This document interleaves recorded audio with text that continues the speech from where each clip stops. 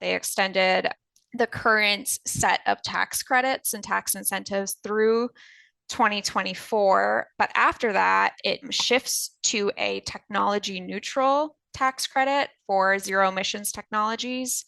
So that obviously includes solar. It's not only solar. I think the incentive there and the idea is to encourage innovation and to enable innovation.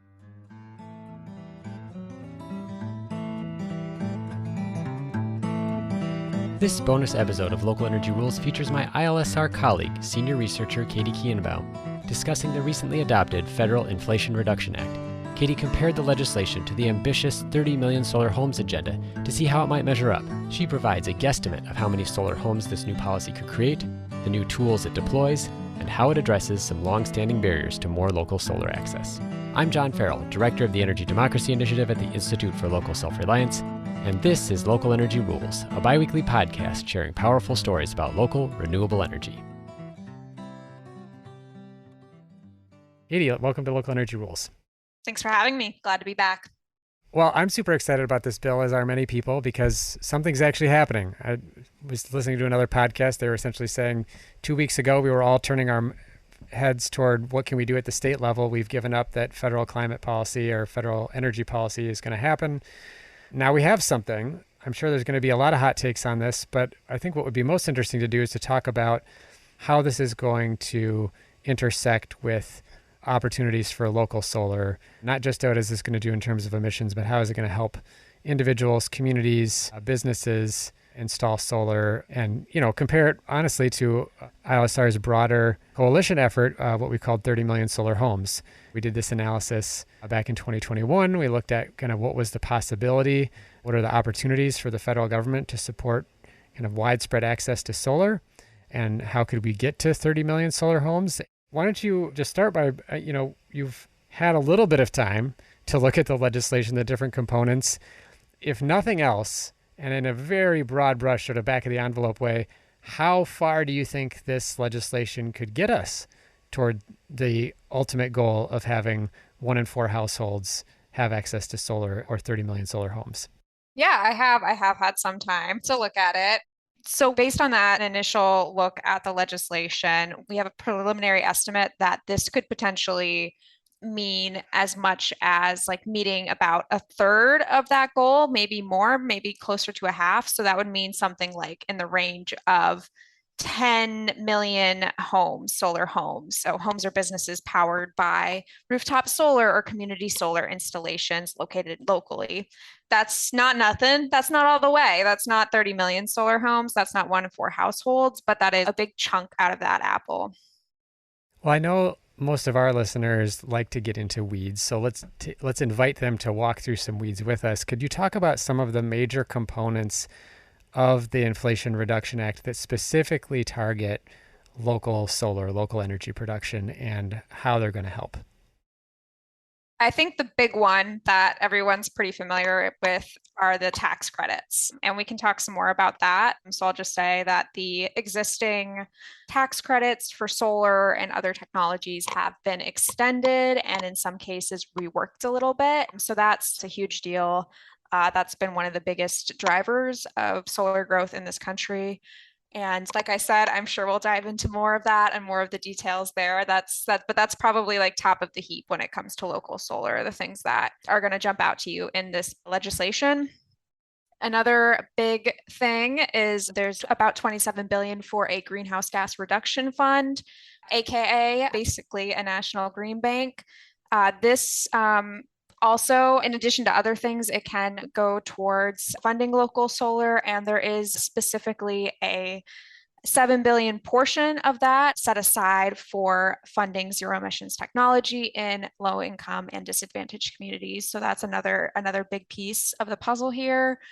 There's also funding for the Rural Energy for America program, or REAP, as we like to shorten it to, which can be used by businesses in rural areas and agricultural producers to fund renewable energy and energy efficiency upgrades at their locations. That has a big chunk of funding too. And then there's also funding grants and loans to help federally supported affordable housing, make renewable energy, energy efficiency upgrades, and upgrades to water systems, sustainability, upgrades to improve air quality, a whole lot of things to improve, just the quality of those buildings, which is a really important thing, not only for the residents, but it's also going to contribute to our larger goals of transitioning everyone in this country to clean energy and reducing emissions and pollution in everyone's air and cleaning up the air that we all breathe. And then there is also some funding to help put zero emissions energy systems. So things like rooftop solar energy storage in tribal homes, both ones that are already electrified and ones that are not electrified yet.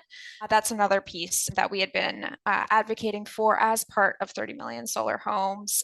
Those are some of the main portions of the Inflation Reduction Act that overlap with the different policies and programs that we promoted as part of 30 million solar homes.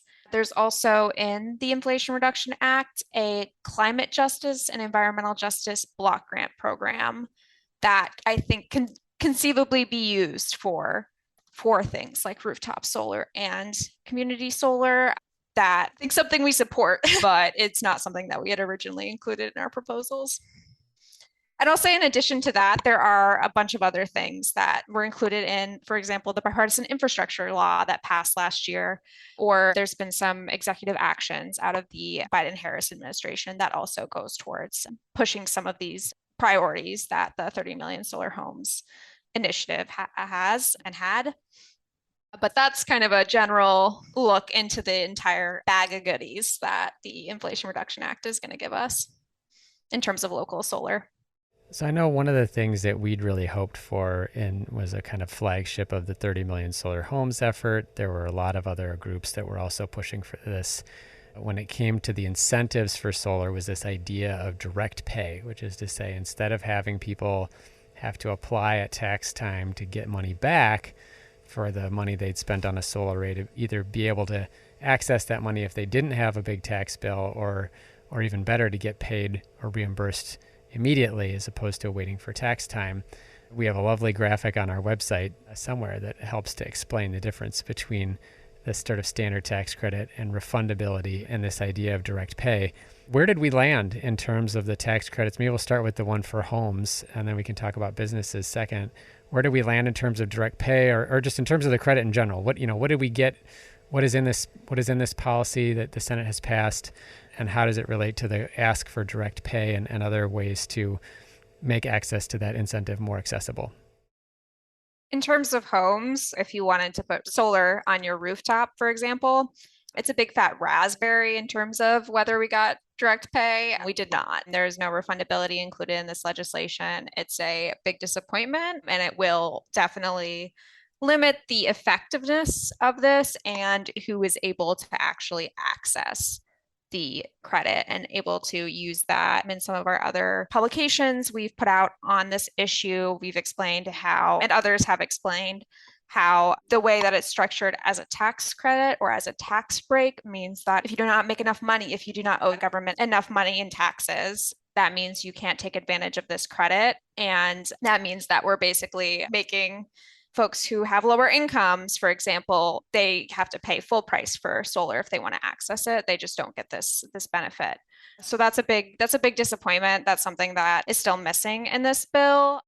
If I could add to just sort of in terms of like why we care about this, one is that in the area of wanting the federal government to incentivize us to install clean energy, to avoid dirtier energy production that has negative health benefits, negative environmental benefits, what have you, it doesn't make much sense as an industrial policy to say only certain people can do this, because really the more people that go solar in general that we would incentivize to do so, the better.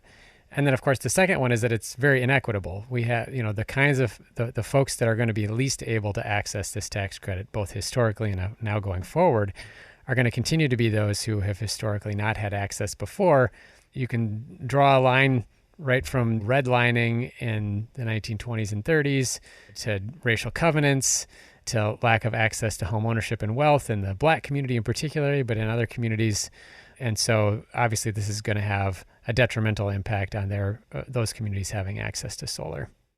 Yes, and we know that rooftop solar ownership is skewed towards higher incomes currently. It's becoming less so, but we know that there are inequities here, and this doesn't do a whole lot to fix that. But the credit was extended at least. So for those who are able to afford it, what is the tax credit going to mean for people who are able to take advantage of it? And how has it changed from what we had previously? It's not changed a whole lot if you're familiar with what it's been, but it is restored to a full 30% credit off the value of the energy property, for example, the solar panels. And that is available through the end of 2032. And it is stepped down after that. The percentage decreases before phasing out. Perhaps if you've bought solar in the last year, you know that we are currently at a smaller version of the credit that's 26%, but it will be restored to that full 30% value. And we are locking it in for 10 years, which I think folks in the solar industry would say is a big deal. It gives consumers a lot more stability, but also installers and sellers as well. Another thing to pull out is that standalone energy storage is also now eligible for the credit. So that's another big change that I think a lot of folks will be taking advantage of in the coming 10 years. So the residential solar one credit extension was relatively straightforward, if a little disappointing on the direct pay side. I don't know how you want to try to tackle the commercial tax credit because holy buckets, there is a lot of different stuff in here. So I'll just toss it to you. Run us through what it is that they did with the extension of the commercial solar tax credit or commercial tax credit for clean energy and how they're going to tweak how that works. Just to be a little more specific here, we're talking about for, solar, it's specifically the Section 48 credit. So it's used for example, like larger solar installations, solar farms, community solar projects, and the like, versus a homeowner putting panels on their rooftop. So that is a bigger story, like you said. So that is extended as well. The way that they did it, though, is that they extended the current set of tax credits and tax incentives through 2024. But after that, it shifts to a technology neutral tax credit for zero emissions technologies. So that obviously includes solar. It's not only solar. I think the incentive there and the idea is to encourage innovation and to enable innovation. So you're not locking in one technology. I don't know what we're going to come up with in the next 6 years that's going to, maybe take the place of, for example, solar. But that's, I believe, a lot of the thought behind it is to not be prescriptive in that way, not pick winners and losers, as folks like to say. That's one of the big changes. Once it shifts to this new technology neutral clean energy credit, is also at 30% if you meet some conditions. So if something like a community solar farm, for example, is under 1 megawatt, or if it meets certain labor standards and prevailing wage standards. So they do reduce the base credit to 6%, but the expanded full 30% credit is available for projects that meet one of those two standards or both. It also adds some bonus credits amounts. I believe it's 10% for each. If you build the clean energy installation, the solar panels, like in a energy community. So that would be places that have had a lot of energy production in the past. So you think coal communities, things like that. So that's one way to get a bonus credit. There's also a bonus credit available for projects that include a certain amount of domestic content. And then in addition to that, there's a separate program for up to another 20% bonus credit for projects that are located in or benefiting low-income communities or that are located on tribal land. This program is, however, restricted in size to 1.8 gigawatts per year, and they will have to develop a program to allocate that capacity. So there are quite a lot of changes. There are some more changes, but I think I'm going to pause in case there is a follow-up question before I get into even more into the weeds. Not a follow-up question, but I will just emphasize that we'll include this in some bullet points on the show page for the podcast so you don't have to remember everything that Katie is taking us through right here. We're going to take a short break. When we come back, we wrap up with a discussion of direct pay and refundability, two provisions intended to make the tax credit more accessible to non-taxable project owners from schools to rural electric cooperatives.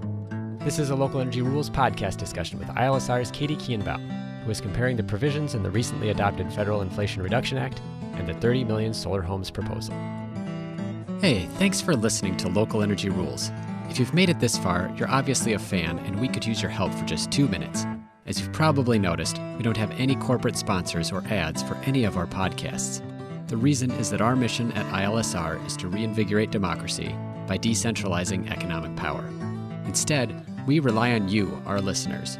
Your donations not only underwrite this podcast, but also help us produce all of the research and resources that we make available on our website and all of the technical assistance we provide to grassroots organizations. Every year, ILSR's small staff helps hundreds of communities challenge monopoly power directly and rebuild their local economies. So please take a minute and go to ilsr.org and click on the donate button. And if making a donation isn't something you can do, please consider helping us in other ways. You can help other folks find this podcast by telling them about it, or by giving it a review on iTunes, Stitcher, or wherever you get your podcasts. The more ratings from listeners like you, the more folks can find this podcast and ILSR's other podcasts, Community Broadband Bits and Building Local Power. Thanks again for listening. Now, back to the program. Why don't you go ahead and finish summarizing the rest of the changes to the ITC? Similar to the tax credits for residential properties, this also makes a change to include energy storage as an eligible technology, but also microgrid controllers and perhaps more controversially, biogas. And it also allows taxpayers to include the costs of interconnection as part of that basis for the tax credit. And that's important because depending on the size of your installation, and the local grid that you're hooking up into, the interconnection costs can be somewhat substantial. So this helps projects along, expands portions of the entire project cost that you're able to take the credit on. And then the part that is perhaps most interesting to talk about is that unlike the residential solar tax credit, there is direct pay available for tax exempt entities that are taking this commercial credit, or what's known as the Section 48 ITC. So this is something that's been a problem since the credit has existed, basically. If you aren't a taxpayer, if you're a school, if you're a nonprofit, if you're a rural electric cooperative, you don't have any tax liability.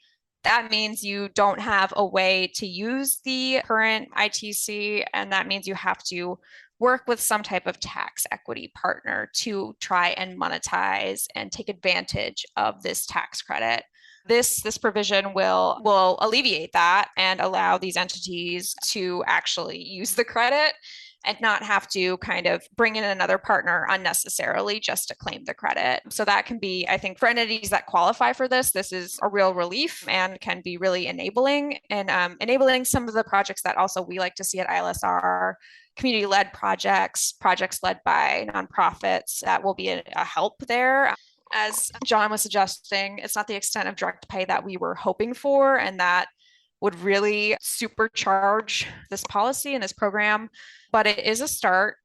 And in addition to the direct pay aspect, there is also a new transferability mechanism included in the Inflation Reduction Act for these commercial tax credits.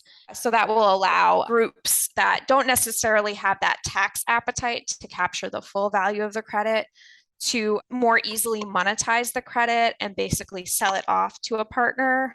Currently, as I understand it, if, for example, a community solar developer wants to build a community solar farm but doesn't have that tax liability to actually use and benefit from the credit, they actually have to find a partner who is going to invest and become an equity partner in the project, which is just a lot more complicated when you're just trying to offload this credit. You don't necessarily need that kind of financing partner always. So as I understand it, it makes it a little easier to pass along the value of that credit. and we'll make sure that there's maybe more of a market for that kind of offering versus having to be more of a full partner in the actual project financing. And one other thing I think I saw in the direct pay provision was that consumer owned utilities, which is to say like rural electric cooperatives or city utilities, municipal utilities, are also getting access here. So it's kind of leveling the playing field for the different kinds of utilities because before you had private investor owned utilities could take the tax credit and these not for profit utilities couldn't. Definitely. And I think, especially for rural electric cooperatives, it's really important because a lot of them are much more heavily based in dirty energy and coal and other fossil fuels compared to some of the investor-owned utilities or even municipal utilities. So just creating more ability for rural electric cooperatives to invest in clean energy can also, I think, go a long way towards trying to move some of our dirtiest energy sources out of use. Just one more weedy question on the transferability, and then I want to ask you something else about the bill writ large. One of the things that strikes me is sort of interesting about this. So the idea is now in order to access the tax credit, instead of having to partner with a Wall Street bank and them having to put in money into the project in order to access the tax credit, you could conceivably just sort of sell the tax credit to someone for a fee.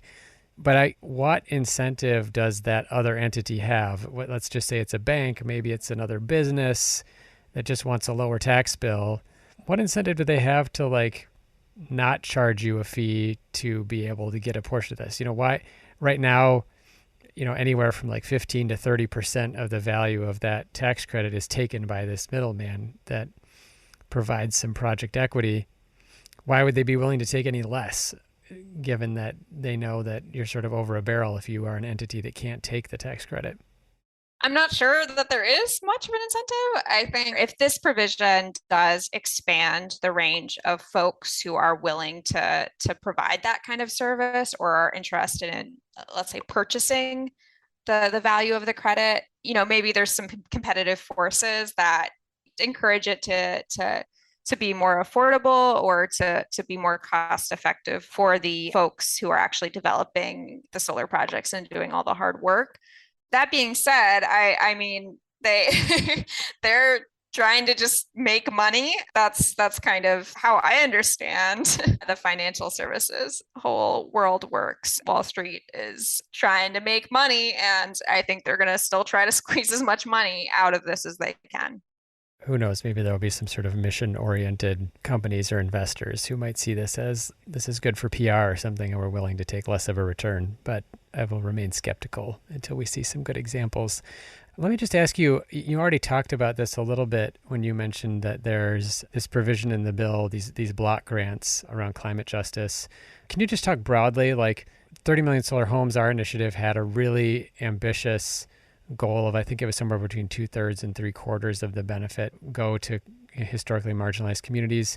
The Biden-Harris administration has the Justice 40 provision, similar goal, but a lower fraction of the benefits.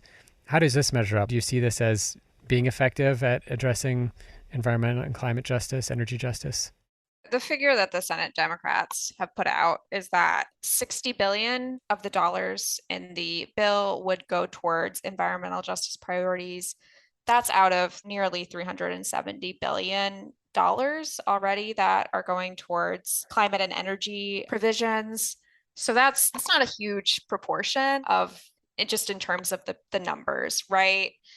And that's if you think that 60 billion number is correct. Some groups have done their own accounting, gone through the numbers, and are arguing that actually all of these programs totaled up things that are actually guaranteed to conceivably go towards environmental justice priorities or communities. It's a lower number than that even.